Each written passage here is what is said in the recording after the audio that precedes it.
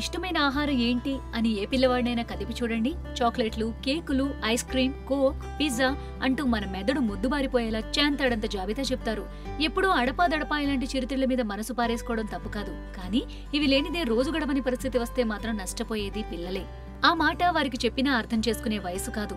పిల్లలకి చిరుతిళ్లకి ఉన్న అవినాభావ సంబంధం ఏ ఒక్క దేశానికో పరిమితం కాదు. ఇంగ్లాండ్లోని పిల్లలు కూడా పళ్ళు, కూరగాయలు పూర్తిగా పక్కన పెట్టేసి చిరుతిళ్ల మీద పడుతున్నారట. తినాల్సిన మోతాదు కంటే 3 రెట్లు ఎక్కువ తీపిని లాగించేస్తున్నారట.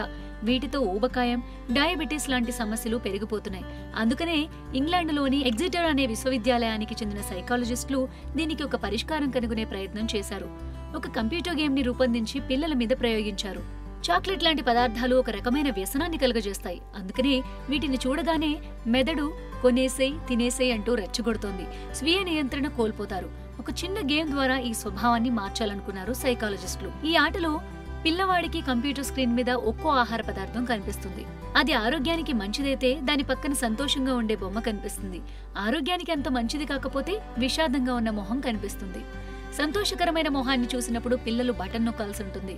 ఆట ముగిసిన తర్వాత పిల్లల్ని వాళ్లకు కావలసిన ఆహార పదార్థాలు కొనుక్కోమన్నారు. ఆశ్చర్యంగా పిల్లలు ఇదివరకులా కాకుండా మంచి ఆహారం వైపు ఎక్కువగా మొగ్గు చూపారట. అంటే వారు ఆడిన ఆట మెదడు మీద తెలియకుండానే సానుకూల ప్రభావం చూపిందన్నమాట. ఇదే మార్పుని పాఠాల ద్వారా, సెమినార్ల ద్వారా తీసుకురావాలంటే బోలెడు ఖర్చు, సమయం వృధా అవుతాయి. కానీ 7 నిమిషాల్లో ముగిసిపోయిన ఆటతో వారిలో అనూహ్యమైన మార్పుని సాధించారు పరిశోధకులు. ఈ ప్రయోగం కోసం 4 నుంచి 11 ఏళ్ల వయసున్న 200 మంది పిల్లల్ని ఎంచుకున్నారు. వీరందరి మీద ఆట ఒకే తీరున ప్రభావం చూపిందట. అంటే ఇలాంటి వీడియో గేమ్స్ తో చిన్న పెద్ద ఎవరి మీదైనా సానుకూల ప్రభావం చూపించొచ్చని భావిస్తున్నారు. ఇప్పటికే ఇలాంటి ఆలోచనలతో డాక్టర్ నటాలియా లారెన్స్ అనే శాస్త్రవేత్త పెద్దలలో చిరుతిళ్ల అలవాట్లు మార్చేందుకు ఫుడ్ ట్రైనర్ అనే యాప్ ను రూపొందించారు. కావాలంటే గూగుల్ ప్లేలో ఈ యాప్ ను డౌన్లోడ్ చేసుకుని చూడండి.